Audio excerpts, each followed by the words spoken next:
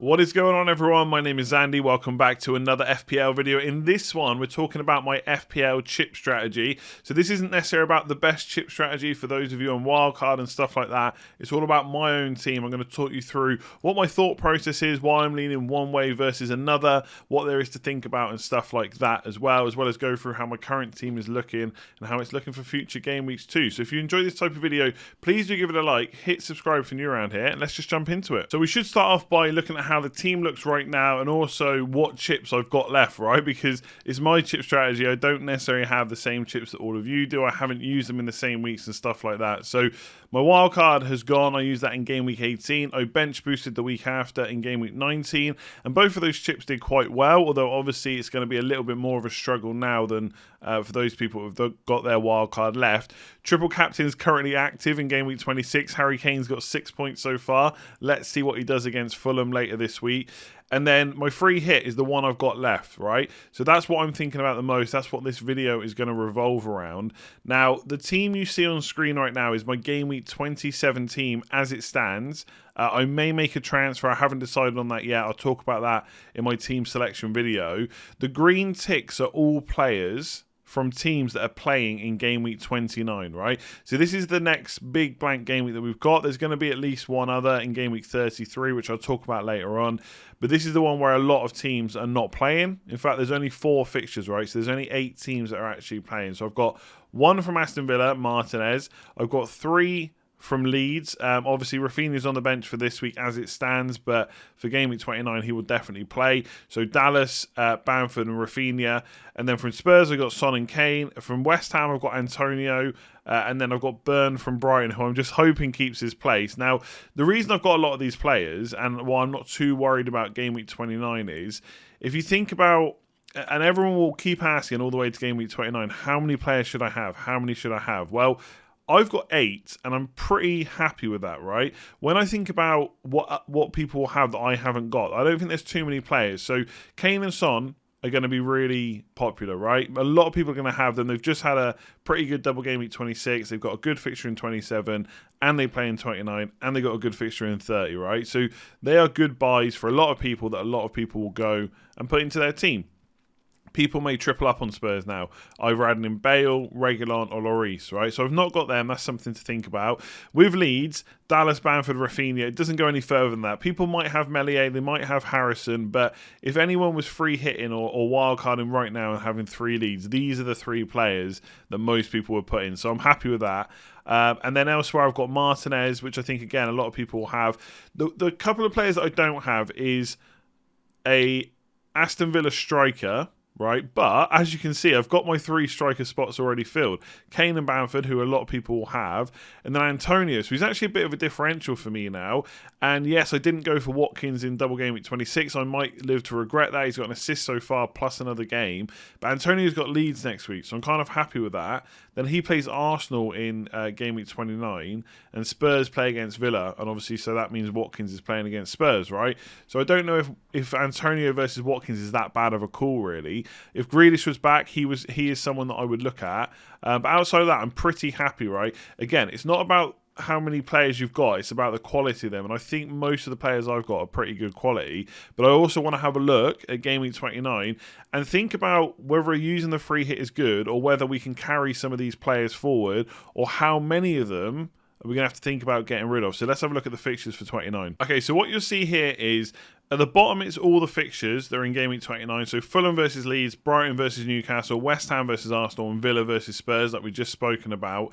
And then the table above is what fixtures those teams have after game week 29, right? So a lot of us are holding kind of Spurs, Villa, Leeds. For Spurs in particular, you've got Newcastle away, Man United at home, Everton away, then a blank, and then Sheffield United at home. So the fixtures are quite good for Spurs, right? They're not bad. You wouldn't be that worried if you had to hold them afterwards. For Villa, I think this actually looks better than their season running is, right? So Fulham at home, West Brom at home, and Everton away. Not that bad for the first 5 game weeks afterwards, but obviously Liverpool away and Man City at home in game weeks 31 and 32. I'm not sure I'd necessarily want to be tripled up on them. So that's something to keep in mind. And this is all thinking about whether you want to bring these players in now. And having 7 or 8 is fine, but if you want to get up to 11 players, you've got to start thinking outside the box and bringing more of these players in. The problem is, if you bring them in, you're then stuck with them, and you've got to use extra transfers to get them out, and it's possibly not worth going for a full 11. West Ham, fixtures are not bad. Wolves away, Leicester at home, Newcastle away, Burnley away with the Chelsea at home game thrown in as well. So not ideal, but not that bad. And West Ham's fixtures after Game Week 34 are really good for the running as well. The problem is, who'd you go for? I guess Antonio, the key concern around him is, will he be able to stay fit for that whole time? Jesse Lingard's not a bad option, but if you're buying him now, yes, he's got Leeds, but he can't play in Game Week 28 against Man United. The fixtures afterwards are okay. I think he's done well. I'm not sure I'm kind of looking to break my team apart to bring him in.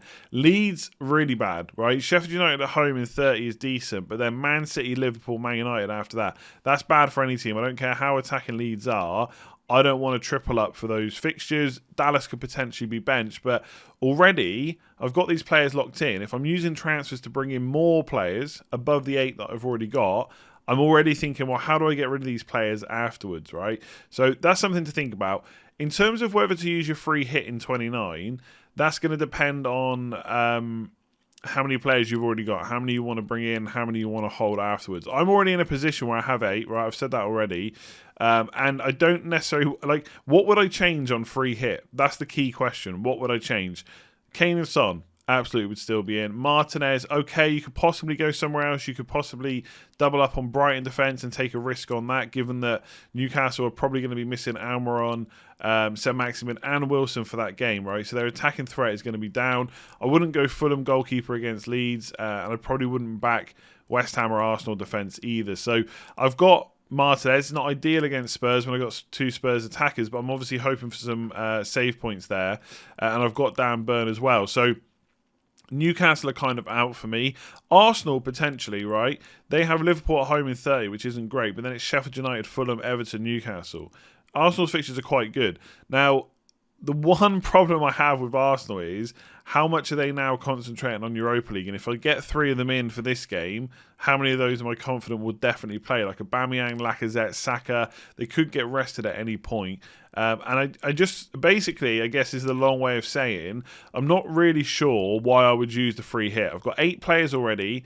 I've got transfers in game week 27, 28 and 29 where I could use them to get another one in. Like I could quite easily do Wan-Bissaka to Reguilon, for example, and have 9 players, 3 from Spurs, 1 Villa, 1 West Ham, and 3 Leeds, 1 Brighton. I think that's probably okay. I don't think by using the chip I'm going to gain enough points where it's better to use it in this week than it is into a future week. So let's talk about that a little bit more, but I'm kind of put off using the free hit in Game Week 29, to be completely honest. So Game Week 33, as it stands, is more where I'm probably looking to use it. I'm going to talk about why there's some other games we should possibly consider, and more to the point with my team in particular, I could use it in double game weeks instead, and there's a bit of a weird situation with the end of the season as well. I'll come on to that in a minute. But Game Week 33 is interesting. So the reason for that is Man City and Spurs both blank. Now, if you look at everyone's teams right now, if you look at the template, again, Son and Kane in a lot of teams, some people are even tripling up. And then the other one, Man City, everyone's got a triple up, right? Either double defense or double attack. Everybody pretty much has a triple up because of the amount of double game weeks they've had, right? And then you look at the fixtures after game week 30. So basically, the reason I've pulled game week 31 is because I'm looking for 2 fixtures before and 2 fixtures afterwards. And you're going to hold Man City for now, right? For 27, they've got a double. 28, they play Fulham. Yes, they blank in 29. But then Leeds in 31, Villa in 32, then a blank, then Crystal Palace away. So that's a pretty good set of fixtures. And Spurs, as we've just spoken about, they're not bad either, right? Man United at home's not great, but then Everton, Sheffield United and Leeds around that. Basically, I think holding on to kind of 4 to 5 Man City to Spurs players is probably quite a good idea for these fixtures, right? As long as they keep up the performances that they have been. And I certainly wouldn't write them off with these fixtures. And given that I have to hold, the Spurs boys till game week 29 anyway, it's not too much longer to hold them for this run. I don't want to spend too many transfers getting rid of them. Now, because there's so many other teams playing, it's probably quite feasible to bench at least 3 of those players, right? So you bench Son, Kane, Gundogan possibly, and then you're left maybe with 2 Man City defenders or De Bruyne and 1 defender, whatever it might be, right? And you could use transfers to get them out and bring them back in. I'm not saying that game week 33 is going to be difficult to get an 11, right? You can bench your heavy hitters. You can have players like Rafinha, Saka on your bench, etc. And obviously in this one, though, Rafinha would have to play against Man United, and then Saka will be playing against Everton, so not too bad. But you get the gist. It's possible to get through it. But if you free hit, you're not worried about any of those Spurs Man City players. You're going to get them back for Crystal Palace away and Sheffield United at home at a time when other people are going to have to bench them. And benching them is not a problem, but it's eating up a lot of your budget. If you've got Kane, Son and Gundogan on your bench, that's a lot of money you could be spending elsewhere. And the fixtures are pretty nice, right? So let's say at this point you've started to get rid of some of your Aston Villa players because their fixture run's actually quite poor in general. There are a few nice fixtures dotted about, like in game week 30 and 33, but outside of that, Villa's fixtures are pretty poor. Maybe like me, you've already got rid of Grealish, you don't own Watkins, but they play West Brom. Perhaps you want to triple up. Man United play Leeds, right? I've toyed with getting rid of Fernandes. There's no way I'd go into this game without him. So if I have gotten rid of him, and I'm not saying I definitely will have, I can easily bring him back. I can add another attacker there, like Rashford, Cavani, whoever it might be at the time. Liverpool play Newcastle, who've got a lot of problems. I know people aren't really hot on Liverpool right now, but that is a good fixture. So for one game week and one game week only, you got Mane, you got Salah that you can have in as well. And then you can ignore other teams. Like if you didn't think Chelsea versus West Ham was going to do that well, you just ignore them. Perhaps by the time Leicester play Palace, they might have some players back. There's all these things to consider. So it's not that this is the ideal week, but I think for my strategy it fits in quite well. A lot of people already have Bruno Fernandes, so bringing him in isn't necessarily trying to break the template, but having a second attacker, I'm not sure many people will at that point, and going for the Liverpool game and possibly Arsenal versus Everton and Villa versus West Brom. There's some nice fixtures in there where you can go a little bit different. Perhaps it's even Leicester defenders that you go for, right?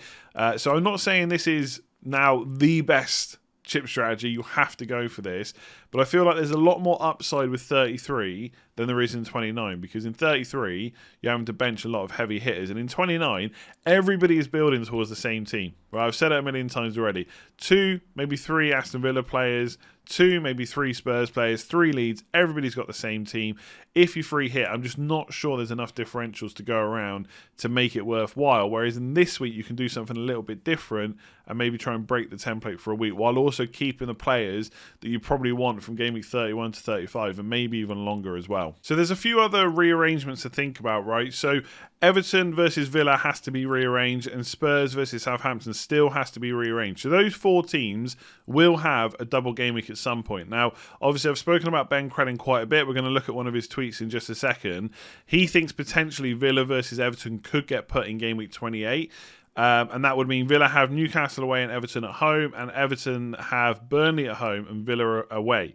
So in isolation, both those teams have pretty good fixtures. But obviously, if you're going to back attackers in both games and defenders in both games, then you're kind of hoping for some freaky results where the attackers score, the defenders concede, but they also get attacking returns as well. It can happen, right? And if it does, you're absolutely quids in if you've got kind of 4 to 5 to see maybe even 6 players from these teams. But if it doesn't, you're not necessarily gaining too much. As it stands, I only have 1 player from these 2 teams. I have Martinez. I haven't got Calvert-Lewin, I haven't got Luka Dean, I haven't got Ollie Watkins. Obviously, Grealish isn't fit right now. So if this gets rearranged to game week 28, I'm kind of a little bit stuck of how many players I want to go for. I could free hit in that week, get 6 players from those 2 teams, maybe 5, 4 to 6 basically, and then not have to worry about carrying them forward. But we don't know right now whether that's going to go ahead, right? We might find out before game week 27. And if we do, maybe I roll my transfer this week and just deal with it that way. Like I don't think having 5 to 6 players from these 2 teams is necessarily worth it. Like, I think I've got Martinez, happy with that. I would want Calvert-Lewin because I'd want to captain him. Then maybe I could go for one other player, and that would probably do me. Game week 32, again, potential. Spurs and Southampton have a game to rearrange.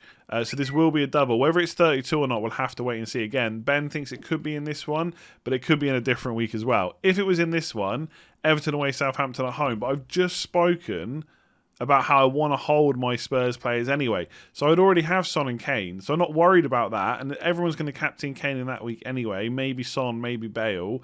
But I'd already have at least 2 of them. And Southampton, I don't particularly care about that much when that double's rearranged. I'm not going to break my team apart to get Danny Ings necessarily. I mean, Crystal Palace at home and Spurs away is not that bad. So if I thought it fitted into my transfer strategy, I might get him in. But the point is, I don't need to free hit to do that. So I'm not particularly worried about that, these doubles. I think Game Week 28 will hurt me a little bit more compared to other people that are already stacked on maybe a couple of Everton players and maybe 1 or 2 Villa players. But I don't think it's necessarily worth a free hit. I feel like that week where people are going to have to bench or sell big players like Kane, Son, De Bruyne, maybe Gundogan, whoever it might be, is probably more worthwhile. But there is one other thing to take into account, so let's talk about that. So honestly, right, if you've never played FPL before this season, or if you've never taken it seriously, I can promise you this is one of the most headache-driven seasons I think we've ever had, right? We've had rearrangements in the past where like games have been snowed off, right? There's been such bad weather, they've been called off. We've had double game weeks later, but usually there's a pattern, right? Usually we get double game weeks in like 34, 37. There'll be your 2 big ones right near the end of the season. You might get 1 or 2 other smaller ones with a couple of blanks along the way, and that's it. This season, the amount of rearrangements at short notice and stuff like that, it doesn't usually happen. Hopefully next season's a little bit more normal, but given everything that's still going on in the world right now, who knows? And we come to this, right? So this Martin Ziegler guy has tweeted to say, Premier League hits on solution to get fans in for 2 games, right? So we've heard from the UK government that they've announced that towards the end of the season, so in May, team or sports might be able to get fans back into stadiums, right? That's right at the end of the season for the Premier League. And so they're thinking of ways where they could get fans in for maybe 1 or 2 games, which would be huge, right? Fans haven't been able to really go whole season, not like, 10, 20, 30,000 fans, whatever it might be that they're allowed in. I think they had like 2, maybe 3,000, if that, for a few games. And obviously that then went again after that. So this would be massive, and they're obviously looking to do this, right? Originally, it was just to get them in for the last game, but now it sounds like they're going to try and get them in for 2 games. And as Ben tweets here, if this plan goes ahead, the FPL schedule would have to change. Otherwise, every team would get a double game week in 37 because they would push the game week 36 fixtures back, so they'd be in game week 37, which would be massive, right? And if that happened, what a perfect game week for a free hit, right? Every team having a double game week, you get your pick of any player. But he goes on to say the schedule change would mean the FA. So basically, he's saying that the schedule should change, right? He's saying that FPL shouldn't let this happen. And the schedule change would mean that the FA Cup final would cause 2 blanks in game week 36, which currently we don't know about. And those blanks plus any leftover postponements, so any games that haven't already been rearranged, would move to double game week 35. So potentially there's going to be a double game week 35 with a few more teams in it that we might have to worry about. Now, the good thing about this is we're obviously, if I'm waiting until game week 33 to free hit anyway, that's quite close to when this could happen. And hopefully any plans that the Premier League would have would be set in stone, or at least kind of we would know about them roughly by game week 33. So by that week, I might see what everyone else is doing. Perhaps they're still stuck with Spurs Man City players. There's a great double game week coming. Perhaps I just do the same. Perhaps I bench my Kane, Son, Gundogan, whoever it might be, and just play with 9 players or make a couple of extra transfers and save the free hit for 35. So this is kind of, I guess, a long video to say that I'm almost just winging it at the moment. The beauty of the free hit is it almost requires less planning than a wild card because you can just use it in any week, then get your team back. I've pretty much written off game week 29. I'm not going to use it in that week. Right now, as it stands, I'm looking at game week 33. But if we suddenly get a double game week that no one else can prepare for easily, then I might use it in that and I'll play it by ear. But I think game week 33 for now, as it stands, with a possibility to change for a massive double game week 37, or if they change the schedule, perhaps a double game week 35. There we go. That is it for this one. Hopefully you enjoyed it. Thank you for listening to me run through my thoughts, and hopefully it helps you with your planning potentially if you're not quite sure when to use the free hit. If you have enjoyed it, do give it a like and hit subscribe if you're new around here as well. I will have hopefully the game week preview tomorrow. I know the games won't completely have finished, but if I wait too much longer, I'm going to have about 50 videos out on Friday. So game week preview tomorrow, team selection on Friday, along with captaincy, and a deadline stream on Saturday. So plenty more content to come. Please do hit that like button and the subscribe button as well. And if you've not already checked out Patreon, patreon.com/letstalkfpl, go ahead over there, check out all the perks and benefits. minutes, everybody that signs up gets up on the Legends Wall. So thank you very much to everyone that signs up, and especially Nick R, who has signed up since the last video as well. So big shout out to you, and if you want to check it out, link in that description below. I will leave it there. Hit that like button, hit subscribe, and I will see you tomorrow for another FPL video.